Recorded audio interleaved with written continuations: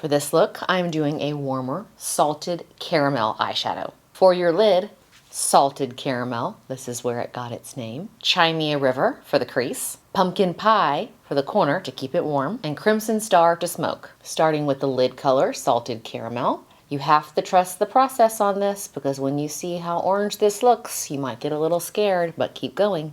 Then I work with the Chimea River, applying it to the crease of my eye, the area in between the eyeball and the brow bone, going up a little bit higher towards the brow lift to give me more of a setback and a deeper crease.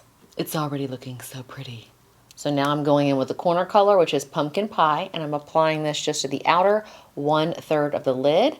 It gives it even more warmth and a little bit more drama for your mama.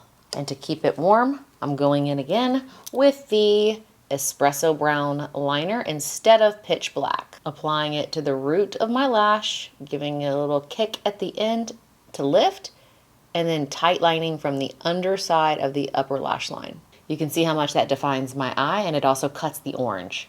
And then last but not least, Crimson Star with the smoke brush, keeping it close to the lash line but diffusing the eyeliner so it looks a little softer and more married to your lid color. This is something you can reserve and use in the nighttime to give your eyes a little bit more of a pop.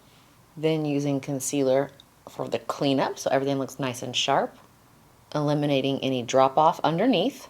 Then you curl your lashes and add mascara. I'm using the Infinity Length mascara, which will give me a little bit of color, nothing too clumpy and heavy, and some length. So there you have it, the salted caramel look.